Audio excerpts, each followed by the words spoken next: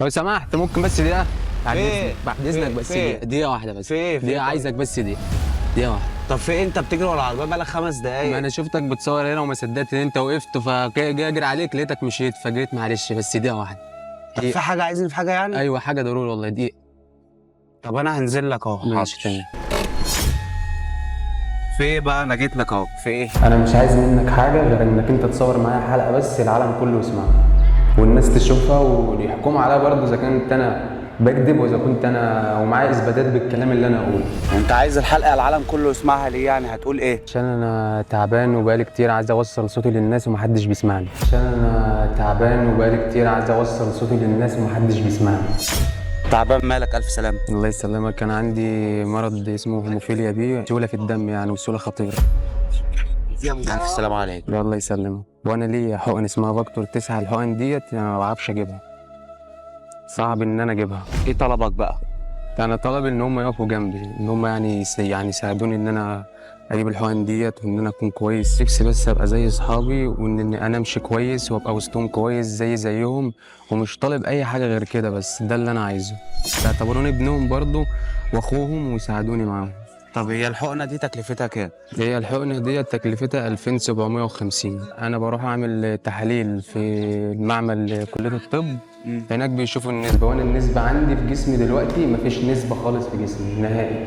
ولازم تاخد الحقن دي. ولازم أنا آخد الحقن دي عشان أنا لو حتى خدت بلازمة اللي أنا باخدها العامل الناقص عندي ما بيعملش معايا حاجة. لازم الفاكتور ده عشان الفاكتور هو اللي بيعمل التجلط عندي.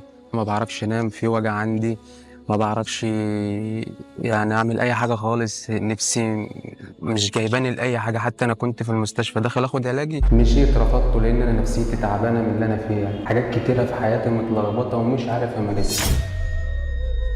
خليني انا صدقتك، الناس بقى تصدقك ازاي؟ هل انت معاك حاجه تثبت الكلام اللي انت بتقوله ده؟ معايا كل حاجه ومعايا الاثبات.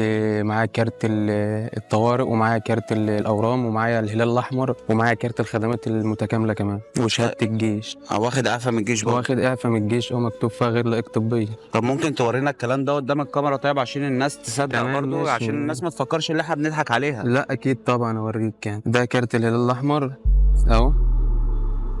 ده كارت الهلال الاحمر. هنصور برضو يا جماعه الحاجات دي وهنظهرها على الشاشه لو هي مش واضحه دلوقتي. انت طلبك دلوقتي اللي انت تجيب الحقن اللي انت محتاجها، صح كده؟ ايوه طبعا اجيب الحقن لان انا مش عارف امارس حياتي خالص. يعني الناس تعتبرني اخوهم بس مش اكتر، واقفوا جنبي. اللي مش هيقدر يساعد محمد يشير الفيديو، يعمل لايك للفيديو، يعمل كومنت عشان الفيديو يوصل لاكبر عدد من الناس، يمكن يوصل لحد يقدر يساعد محمد. انا بس عايز اقول حاجه، ان هم ما يدوش الامان للناس اللي حواليهم، لان انا اديت الامان لناس كتير وكنت متعشم ان هم يقفوا جنبي، ولما وقعت في المحنه دي محدش وقف جنبي خالص. طب انت نفسك توصل لمين من المؤثرين على السوشيال ميديا او الناس اللي انت حاطط امل ان هي ممكن تساعدك؟ زي مين مثلا؟ انا في واحد بس اللي انا متاكد ان هو اول ما هيشوفني هيكلمني على طول، عمر شاور. اشمعنى عمر شاور؟ يعني هو ابن حلال وانا شفته في اعمال خيريه كتير يعني وما بيشوف حد زينا، شاب زينا كده فبيقف جنب منه. ومين تاني طيب؟ هو انا لو قلت شاكر فشاكر يعني مش هيتواصل معايا.